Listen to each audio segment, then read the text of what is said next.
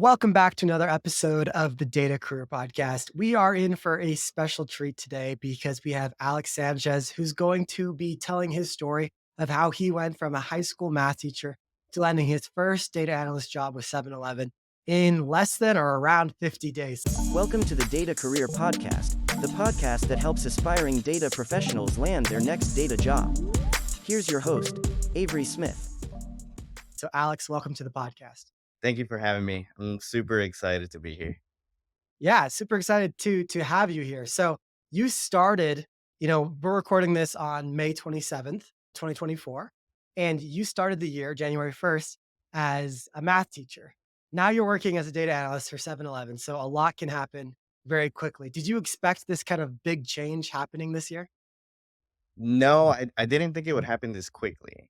So I knew I wanted to get out of teaching. Like at the beginning of the year, when I had my meeting with my principal, I told him, I was like, "Hey, this is my last year of teaching." And he's like, "What?" I was like, "Yeah." He's like, "What are you gonna do?" I'm gonna go into become a data analyst. And he's like, "Oh, cool. Where?" I was like, "I don't know." But I heard this guy named Avery Smith, and he says I can do it. So that's what I'm gonna do. Well, that's perfect. So let's actually start with a little bit what you do right now. So you're currently working at 7-Eleven, and that's like I guess it's a convenience store, a gas station, which is awesome. They have like the famous Slurpees that you can go get. What do you do as a data analyst for 7-Eleven? So they brought me in to because they have this big project going on where they bought a bunch of Speedway stores, so another gas station, and we're just converting them into 7-Elevens. So I came in as a MBS data infrastructure analyst. Like that's the official title. But I remember you said like they just have that to like put you in a certain place. But once you get in, you start with different things. And but it's changed a lot since I started.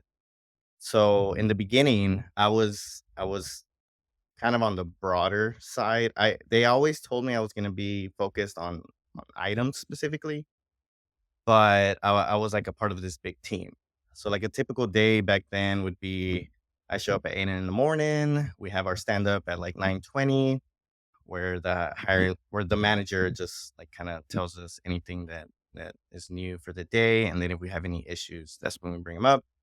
Then I would have like meetings that was like in person and like one of the rooms, but all the other meetings are going to be we're on online, so just at our desk on Meets and then or Teams, I mean. And then so I would have another meeting like at 10 with a different group, at 11 another group, and then we take a lunch from 12 to 2. We just take it whenever we wanted during that time, and then we'd have an afternoon meeting. But most of those were just like she was just like, just like absorb the knowledge. Like you really don't know too much because you're at the beginning, but just try to like just I guess through osmosis maybe get something. But that's how it started. Okay, that makes sense. I know when we had talked previously, because maybe I failed to mention you are a part of the data analytics accelerator, went through the boot camp. And I know you experienced this and a lot of other people experience this too, where you feel like you have to be very contrib like you have to be very heavily contributing on day one of actually being at a company. And I know that's actually something you messaged when you got your offer letter, you signed it and everything. You actually talked to your hiring manager and you said, okay, what can I do to make day one or week one a success? And they were like, don't worry about day one. Don't worry about week one. You're going to have 90 days to try to just get acclimated, learn as much as you can, get a feel for what we're actually doing here. And then we can start, we can talk about like how to be a good performer after 90 days. But they kind of give you that window where it's like, okay, just in the beginning here, you're going to be training, you're going to be learning. It's even new for them, right? Because like you said, they're kind of taking on these new stores and who knows what their data is like and stuff like that. So you've had a chance to really like learn from them as you're going, right? Yeah, exactly. So and that's one of the things I kind of want to talk to as well, as far as like because I'm coming from being a teacher, right? So there are some transferable skills that everybody talks about, like, oh, you communicate, you talk to 200 people a day, and you make complex information simple, all those things. But what I didn't know was going to be a big transferable skill is adaptability. So like just change, right? So like the first week, since everything is new, like they're moving groups around. Like we didn't even have a place, like a specific spot to be at. So my first year teaching, I didn't have a classroom, so I had to like move around between 3 classrooms. That was pretty tough being a math teacher because you get like carry the calculators, all the notes and everything. So when I came here and they were doing that, like some of the other people might have been kind of like weird and like, oh, we don't have a spot. And I'm like, this is nothing. Like this is fine. So eventually, after I don't remember, maybe like a month, I finally was assigned to a different manager, like a different subgroup of the groups, and I was able to have like a senior analyst with me and these 2 other people. So, like, she took us under her wing and started, like, learning from her. So, yeah, so it was good because, like, I had to do that in teaching as well. Like, mid-year, sometimes they'll change a whole class or classes. It'll be like, "Alright, I was teaching Algebra 1. Now we're gonna switch you to Geometry or Algebra 2." And they're like, "What? Okay." So switching to this wasn't that big of a deal, like, and I remember talking to the other people that, like, stayed in the other group. They're like, "Oh my goodness, like, how are you handling that?" I was like, "It's this is just normal, like, it's a part of it's a part of life, so it's something that we can do." And then I once I started actually that's when, like, the learning picked up a lot more because it was focused. So my I guess you can call her my trainer, even though that's not her title. She kinda gave us a broad, uh because it's super detailed, and I had heard it's complex, like 7-Eleven's, like, the back end and everything that they do, like, there's a steep curve to learn, but after that, like, once you get it, just like with everything else, like, you just start to understand it, and it becomes easier. So I remember she would give us, like a specific scenario or something, like if there's an issue with this type of item, like you look at this and then you look at that, and then eventually you'll figure out like how to fix it. And I remember telling her with my teacher head, I was like, "Hey, we definitely need you to like tell us this, but then like we also have to do it ourselves. So like, could I maybe do it like while we're on the call, and then like if I need help, like you can just like help us?" And she was like, "Yeah, that's fine." So then we started doing it that way, and I was like, that student, I was like, "I'll go first," because I knew that's the only way I could learn it. So the more I did that, the more responsibilities they started giving me, and then I actually just met my new manager recently, and she was like, "Hey, so you're gonna be the one in charge of this specific part of the project. Like it's towards the end, so like you're the only one that's gonna be part of this." So it's kinda cool because I went from in the beginning, they were like, "We're gonna give you a little bit of access so you don't mess everything up," to like, "You're in charge of this." So I'm pretty excited. That is really exciting, and it's only been what, 2 months? Yeah. Yeah. A little over 2 months now. Yep. Very exciting. I think they'll find a lot of success with you because you're great. I wanna go back and just quickly talk about, you talked about these transferable skills, and a lot of people who are listening to this podcast are trying to land their first data job, and they think, "Man, I don't have any prior experience with data." And that might be true, but one of the coolest things about data is it's really industry agnostic. A lot of what you're doing is actually just solving problems with numbers, and a lot of the skills that you've been doing, as a teacher is you're just solving problems. Like you mentioned, adaptability and being able to, jump from project to project or problem to problem.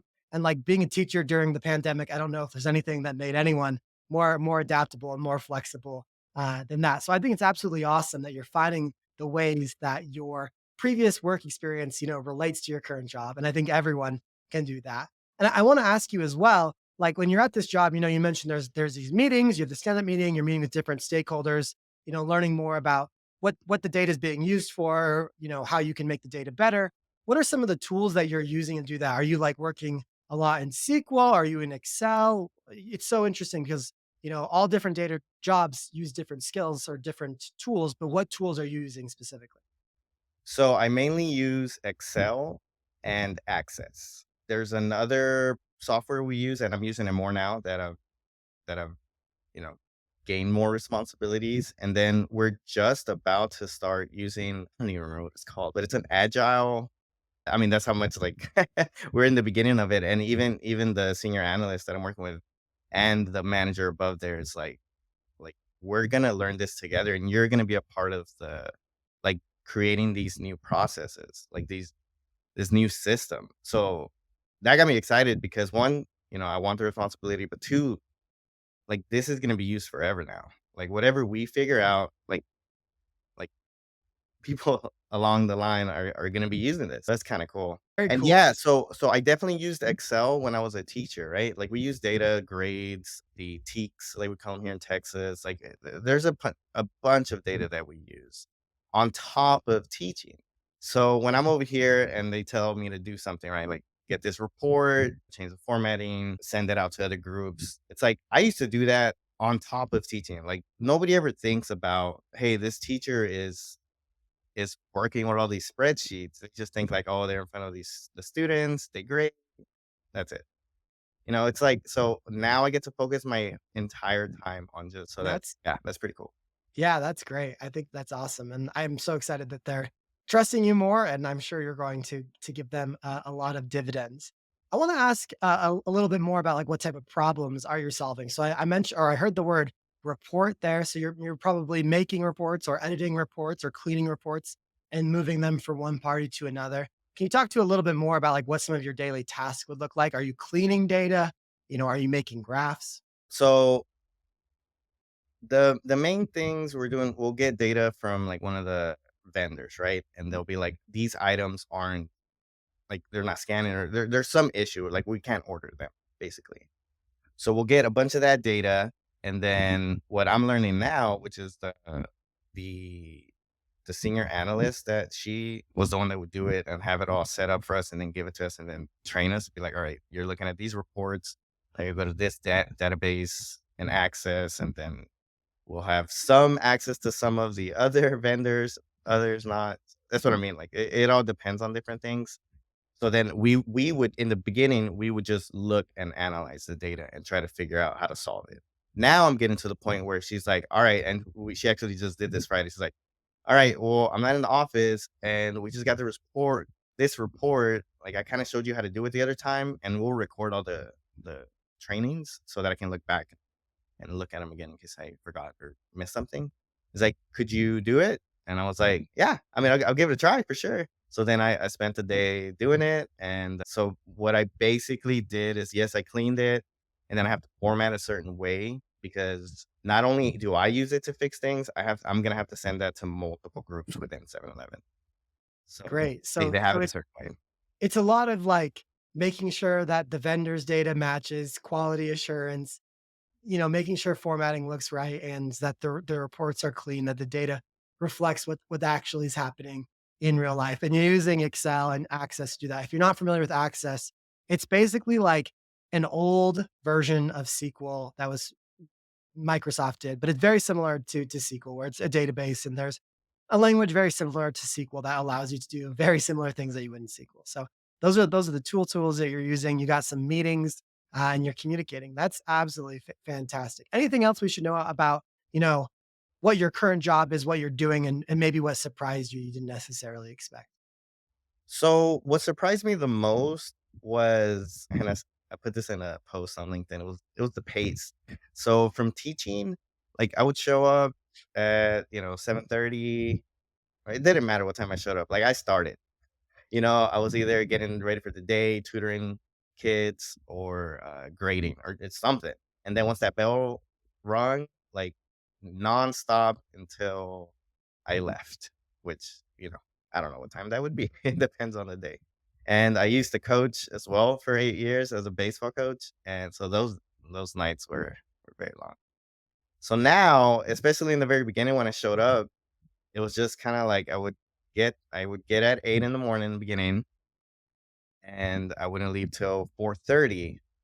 But like I would have a whole hour to, if I had something to do, I needed to do it. I could get it done there, or I could go to the restroom whenever I wanted, or go get water, coffee. Like that was alien to me. I did it. My body literally didn't know what to do with itself at the first couple of days.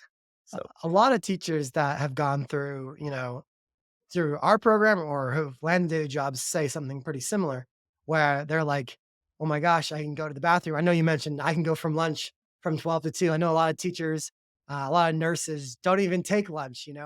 they got too much going on. So the data analyst world definitely has that flexible scheduling. There's very few things that like have to be done immediately. Your deadlines are not like within the next hour usually, or even within the next day. You're usually looking at deadlines like maybe every week or every month or something like that. So that's definitely probably a change of pace. Okay, that's great. Anything else that maybe surprised you or you'd want to mention about what you currently do? I think what you said as far as the deadlines, because as teachers, your deadlines are, I mean, immediately, like you're constantly having to control the classroom or just anything with the students is right then and there. Like that's not changing. But then you also have like your grades or if you have any reports you have to fill out or all those things are usually, and even if they do give you, sometimes they're like, all right, here's in 3 weeks. But like you're getting three of those a day. Like it adds up and like it really isn't in 3 weeks, you know? Like it's I need it now. And here it's like I remember what was it? It was something that had to do, right? And usually I get things done quickly, right? So if they give me something, I'm like, I'm in it, I'm doing it, and once I finish, then I'll take my lunch. You know, I still haven't been able to change that in my teacher brain. I was like, I gotta get it done. So there was one thing that I didn't get it done. It was just too much. And then we had our meeting in the afternoon where it was just like to see if I had any questions or we needed to go over anything. And I was like, hey, so I don't think I'm gonna be able to finish this today. And she was like, oh no. And I think it was Thursday. It's like, no, as long as you like if we get it done by next Wednesday. I was like, next Wednesday. I was like, "Yeah." And I was like, "Oh, well, I'll get it done, like, for sure by Tuesday." And then I ended up finishing it on Monday, and I sent it to her, and she's like, "Look at you go, like, you finished it already?" I was like, "Yeah." And she's like, "Alright, well, I'll teach you the new thing, and then we'll just keep going." So, yeah, That's so just great. the pace, I think, was the biggest change. That's so great. I want to transition and talk a little bit more about how you ended up landing this really cool job. So, we talked about what you're doing as a data analyst at 7-Eleven. We talked a little bit about life as a high school math teacher. Let's talk about that transition period. So, you were able to land a job within 50 days of starting the Data Analytics Accelerator Bootcamp, which is awesome. Claps to everyone listening for Alex here. What do you think like was the key to land a job so quickly? So the key is to join Data Analytics Accelerator and do every single thing Avery says. And I'm being honest, whenever somebody messages me on LinkedIn, like, hey, how did you do it? That's the number one question. I'm like, hey, go watch this 1 hour webinar. He tells you everything you need to do. It gives you the roadmap and then join because like I tried to do it beforehand, like, just with what you said as far as the like, what skill to learn and things like that, but I just couldn't do it, and then once I joined, I saw, like, how much more there was to it. Like, you break everything down so like, we call it chunking in teaching. Like, you break it down into such little steps that, like, you can't help but not to do. You know what I'm saying? Like, you have to do it. You're like, "Alright, I have to create a LinkedIn. Bam, done. I have to change my header. Bam, done." So whenever you break it down like that, it just makes it so much easier to get through. The other thing is like I've noticed some people because not everything in the program is easy. I mean, if it was easy, right, everybody would do it. So what I tell them is like you have to put yourself out there. Like that's what I mean by do everything because you're gonna have to create projects. You're gonna have to do a write up. You're gonna have to post. One of the posts you recommend to do a video, the Tableau one. And it's like, as a teacher, we do that already. Like I've had to record myself so much. I still get nervous. Like it's not easy for me. And that's another thing. People are like, oh, well, you're a teacher. I just spoke with Jessica. She just joined the program. And she was like, but you're a teacher. Like I'm not a teacher. I don't know how to do it. It's like it's not about that. It's like everyone can do it. And once you get that in your mindset, then it just becomes a lot easier. So, There is some putting yourself out there that has to occur, and that is very difficult, even for people even like me who's, been doing it for a long time. It never 100%, I would say, gets easy. It does get easier, but putting yourself out there is obviously really scary. Like you said, having a good LinkedIn presence, if you can, like, post and comment on LinkedIn, even better. You're just expanding your net of luck and you're expanding your opportunities that might come your way. But even just like on job applications, I think applying to jobs is scary for a lot of people because they don't want to be rejected. No one ever wants to be rejected. But one of the things we talk about in the program, and I try to harp on quite a bit, is this activity, this brain activity, where you just ask, well, what's the worst thing that can happen? And I found that a lot of things that we fear in life, if you actually ask, well, what's the worst thing that actually can happen? Usually it's not that bad. So, like, for example, it's like if I apply to this job and I get rejected, what's the worst thing that happens? I mean, really, the only way that my life changes is I spent 5 minutes applying to this job. Everything else is kind of the same. Same with posting on LinkedIn. Like, what's the worst thing if I post on LinkedIn? Well, someone might think I'm stupid. Well, who is the someone? Just like a random person in like Arkansas? Like, does that really affect your life if they think you're stupid? Like, your life can be exactly the same. So I do think that's one of the things that you did really well is like you were like, okay, I'm gonna make the like you said, like we do a little video recording presentation of one of our projects, our second project, I think. And you're like, you know what? This is kind of weird. As a teacher, you're maybe a little bit more used to it, but I'm gonna talk to a camera by myself and post it online and tell people to go watch it. That's weird. People might think, I'm ugly. People might think I'm not talking right. People might think my analysis is weird, but I'm going to do it anyways. And usually the upside from doing those types of things is much, much larger than the downside. It's like, if you ask, what's the worst thing that can happen? Not much. What's the best thing that can happen? Someone can hire me and change my life. Like there's actually quite a bit of reward with not that all that much of a risk at the end of the day. And I think you did that very well. You are comfortable with these activities that maybe not everyone is. Right, and I wouldn't say comfortable because I recorded that one like 20 times, but that's what I'm saying, like, it you whenever you post and you see it, like, people are like, "Oh my goodness, like, he must be so confident, so like, he does this all the time." And it's like, "No, you just gotta do it. You just have to do it."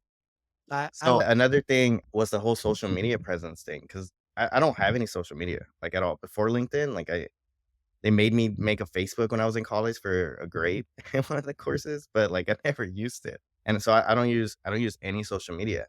So I've had people ask me about that, and they're like, "Oh, like, you must have had a ton of experience." And I was like, "No." Like, I learned it from my boot camp. Like, there's a way to format it and then make it your own. Like, everyone has their own voice, and one thing I focus on as far as my posts is just, like, what's my journey? What am I going through at that point, and then just try to show it. We have a short attention span, so like I try to make it as little as words as possible, like what I'm feeling, and I'm people are relating to it. So You did a great job with that. We talk about how to post on LinkedIn in the program. I think it's useful. A lot of people even in the program ignore it because they're afraid or they're not sure what to post. Even though I literally give them what 15 or 30 like post this, write about this, write about yeah, that. And what you said, it's like I just talk about what I'm feeling. I know one of your posts went pretty semi-viral. You just said I got my first data interview today. I think that ended up getting, I don't know, like hundreds of reactions and comments and that just explodes to, thousands of views, so on and so forth. But it can really make a difference in the end. So I love what you said. I just talk about what I feel. And I try to think of LinkedIn not as social media. I realize it is. I try to think of it as like my professional like profile to the world. But yeah, that's probably social media. But one of the things that one of my favorites entrepreneurs, Gary Vaynerchuk, Gary V talks about is when you're posting on social media, he says document, don't create. So there's no need for you to like go and create something. You don't need to be a quote unquote creator or like an influencer. Just like document what's going on in your life. Like I learned this today in Excel.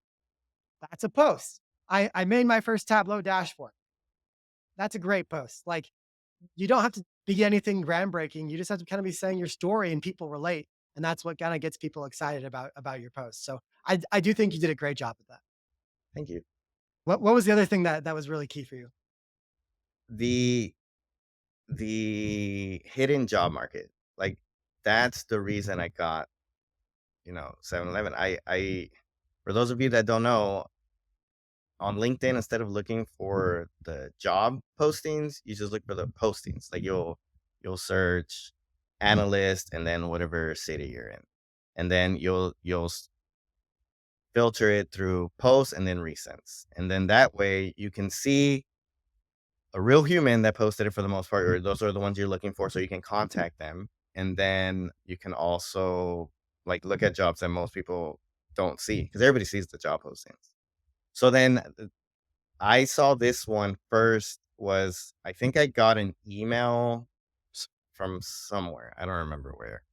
Maybe like a career builder or I don't know, one of those. And then I went immediately to see like, all right, how many applications are there in LinkedIn? And they didn't have it.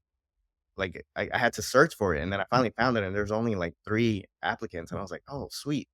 So then I once I applied, it ended up actually being through a staffing agency. So I had applied to another staffing agency to work at that staffing agency to be a HRIS analyst, but I didn't get that one. So then when I applied to this one, I was like, okay, I don't know specifically what this company is, but I know all the requirement. I meet all the requirements. There's not a ton of applications. It's on site, which is what I was focused on. I was looking for what job at postings did I have the best chance at? Because I was just trying to get my first data analyst job as quickly as possible. And then, like you say, you get paid to learn. So that was my goal. I was 100% on it. So then once I applied and then I looked into it, I saw it was a staffing agency and I was like, all right, I don't know if I'm applying to the staffing agency or is this another company? And then I get a call a couple days later that was like, hey, this is, with the staffing agency. Just wanted you to know this is with 7-Eleven. I was like, oh, okay. And then I had that screen call. It was like 5 minutes. And we just kind of talked about my resume, which by that time it had been tailored specifically for that job. And you go through that in the program. And then, so yeah, they saw that I worked with data as a teacher, which I don't think I would have gotten that call if I had my old resume because I had a teacher resume, So now we switched it to a data analyst resume. So that got me through the first hurdle. And then I went and I had a behavioral interview on Zoom. It was over video and it was 30 minutes. That's when I posted that LinkedIn. It was like in the morning before school started. And I was just like, I'm nervous. I got my first ever data analyst job interview, and yeah, it blew up. I kept getting messages upon messages. Like it had never happened before. I think the most messages I've had before that or comments was maybe 10. I don't remember. It wasn't a lot, but I hit 50 within like first 30 minutes, and I couldn't keep up with like responding to them. And then finally, somebody messaged me privately. Was like, "Hey, you're getting a ton of messages. Just like it's great advice, but you gotta like calm down, take a breath, like focus on yourself, and you got this." I had to kind of like turn off LinkedIn for a little bit so I could keep focusing on because I didn't know what to expect for that interview. And but yeah, I did get a lot of good information, like positive affirmations. Like one of the things was somebody said, treat they said nervousness or nervousness and excitement are the same feeling, it's just a different perspective. Something like that. And then to change it, you can just say like, "Oh, I'm excited to meet this person, to have a quality conversation, to learn something." So whenever I started to like say those type of things, it kind of calmed me down. So yeah. And then after that, I had the in-person interview at 7-Eleven with which who ended up being my hiring manager. And I mean, I could tell by the end that I was pretty sure I was gonna get the job because she was like, "If you don't hear from us tomorrow, you need to call." So it was pretty fast and furious because I started applying maybe like a week or 2 before that. Wow, that's awesome. It won't happen like that for everyone, but let's talk about some of the things that Alex was doing well. Like we said, he had LinkedIn. His LinkedIn was polished. That's actually the first thing we do in DAA, which people think is crazy sometimes, but it's that important. So you polished LinkedIn. You were using it actively, posting, commenting. Like you said, you had an updated resume. We do that in module 3, ATS friendly, has the data skills, the data analyst term all over it. And did you say that this job came to your inbox first, or did you see it on LinkedIn first? No, I got a email. An email. Okay. Yes. Just from some like list you were on of Yeah. alerts. Again, because I had just started applying and I just one day I I had heard this on another podcast. It's like it was like a mad application. It's when you just start applying a lot because you're Mhm. like, I'm ready. And I did. I just applied to a ton, and I got it for one of them. Sweet. That's awesome. And then you did well in the interview and then eventually got the job offer. Yep. Wow. That's super cool and super well deserved. I think like you said, the resume, the networking, the LinkedIn, interpersonal skills in the interview, I think those are some of the reasons why you were able to land that so quickly. Also, another thing we should actually point out though, as we talk about this in the program is, obviously everyone wants to work remote and working remote is great. And you can definitely land a remote data analyst job. But when you're applying to remote applications, you're competing with remote applicants, which automatically means you're competing with, most of the country or most of the world or whoever, right? But you were actually looking in person, which obviously maybe isn't as much flexibility with a remote job, but a lot more flexibility than a teacher at the time. So that was an upgrade in the flexibility for you. But instead of competing against, with everyone in the world, you're only really competing against the people in your area. So that can kind of be used as a superpower, wouldn't you say? Yes, for sure. And that's one of the first things I tell people whenever I talk to them. It's like, make yourself the best, like, have the best chance and to be the best candidate. And to do that, so I was focused on site. I was willing to take a little bit of a pay cut, which I did. And I was willing to drive up to an hour from my home. So that those three things just opened up a lot of positions that, like, I wouldn't have been able to get 7-Eleven. I wouldn't be able to get this job if I didn't. If I took one of those away, I wouldn't have gone there.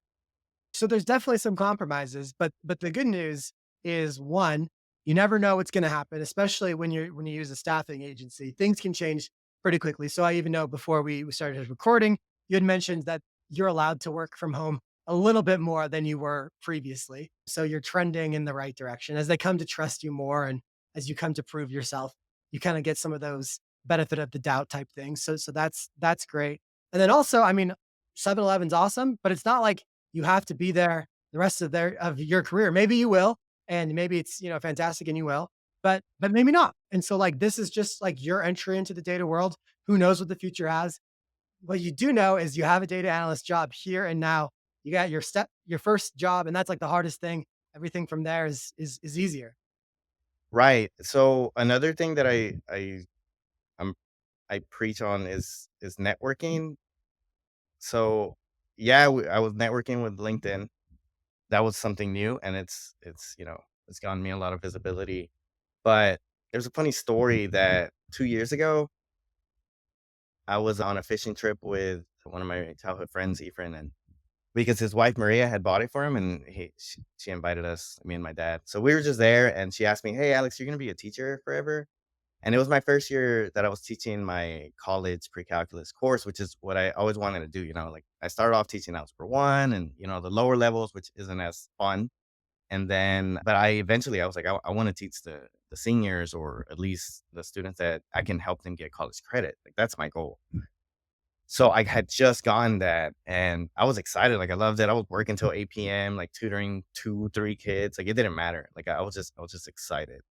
And so I told her, I was like, I don't know, I'm really enjoying it. I got to the point what I want. And she was like, well, I'm just asking because we have an open spot she worked at my hospital that I think you would do great in. And I was like, oh, okay, cool. Like, what is it? And then she started explaining it. I don't think I really understood what it was, but I was like, sure, yeah, go ahead and you can, I'm open to talk. So then I don't remember if I applied or if she just like referred me, and I went and had the interview over Zoom because it was, during COVID time, so everything was on Zoom. And then it went well. She really liked me, and she was like, Maria's said a lot of great things about you, and I think you'll do well here. A lot of your teacher skills will transfer here because we deal with a lot of kids, and you can open up those doors. I was like, all right, cool. So then I had another interview with, I guess, the director maybe, and she really liked me as well, but hers was a little more like, she started asking me, like, specific. I still didn't know what it was, by the way. Like, she kinda told me it was I would have to get data to figure out where, like if where there's a lot of drownings in the city, and then that way we can figure out, like, what kind of programs we can do for that area, that type of stuff. So I was like, okay, that sounds depressing, but it sounds cool as far as like I get to work with data. And then she's like, well, do you use Excel? And I was like, yeah, I use Excel. It's like, okay, well, do you use pivot tables? And I was like, I don't know what a pivot is. It's like, oh, what about a X lookup or V lookup? So I was like, I've never used that before. And so she like was teaching it to me. She's like, all right, I need you to learn this and this and this. And it's like, what about SQL? I was like, is that a movie? Like, I don't know what you're talking about. So she was like, "All right, learn joins." And I was like, "Once you get to this point, then it's good, all right? But you start learning that because that's what you're gonna do." And Maria has told me that, like, you're gonna be under her wing, so she'll train you up, and we're good there. So that was in November, and I told her, I remember specifically being like, "If you can't, I understand, but, like, could I finish off the semester? Because I wanna at least finish that first semester of the college course, and then after that, I can leave." And she's like, "Oh, that's fine. We can wait until then." So then the next day or the next week, I get a call from her and she's like, "I have some bad news. I talked with HR and they said you have to either have healthcare experience or some data analytics experience. And since you don't have either one, like we can't hire you." And I was like, "No." But at the same time, I was like, "All right." I mean, I didn't even know about this. So I didn't think anything much. I didn't think about it at all. So I was like, all right, I guess it wasn't meant to be. And then once I decided I wanted to get out of teaching, one of my friends who was a math teacher as well, he told me like, hey, you should go into software development. Like that's where I transitioned to. And I love it. All the perks that, everybody knows. And I was like, oh, okay, sure. I'll try it out.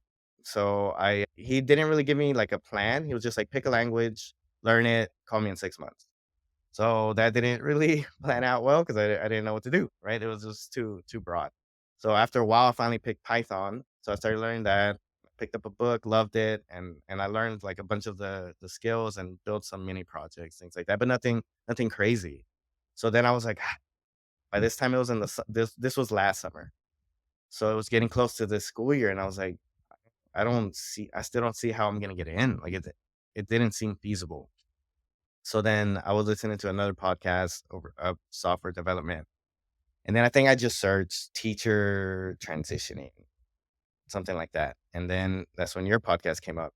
And I saw it was Courtney and Chris, Courtney Ballard and Chris French. I saw both of those. And I was like, this is me. Like everything they're saying is me. This is where I need to pivot to. So I started hearing all your episodes and learning and trying to learn myself. And then that's when it, like, occurred to me. I was like, "Wait, is this what I applied to 2 years ago?"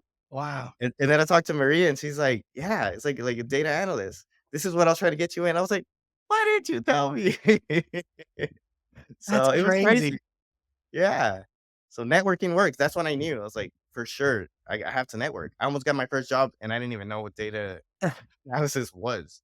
Yeah, it's crazy how, like, how close you were to landing that first data analyst job where you didn't even know what it was called, you didn't really have any of the skills, but you were that close just because of someone you knew. And so that's like the power of networking. And I always, there's that old adage, it's not what you know, it's who you know. And unfortunately, that's true. And if you're like, I don't know anyone, first off, you might be surprised at what your neighbors do or what your cousin does and how they can help you. But second of all, it's not only who you know, but it's who you can know down the road. And so picking up networking skills is very valuable. But that's absolutely amazing. You were like inches away from your first data job, kind of just stumbling into it. Yeah, Wow. and to be. That's crazy. Okay. That's an awesome story. I love that. Any other general advice you'd give people who are looking to transition either from a teacher to data analytics or just anyone, trying to break into the data field? So, like we talked about before, you need to put yourself out there, right? You got to do what others won't. It's it's difficult, but like I said at the beginning of the year, I told my principal this is my last year. So I was telling everyone, every single person. It was kind of funny because then other teachers would like see me in the hall and be like, "Tsk, tsk, tsk, is it true?" I was like, "What? That I'm leaving? Yeah, tell everybody." Like I want everyone to know because one, that's networking, right? Maybe somebody knows somebody that needs a data analyst. And two, like it holds you accountable. So if I were to come back the year after, they would have been like, "I thought you were leaving." I was like, "Yeah, no." So I got that wasn't an option for me. So definitely I would tell everyone. And then the support that I got.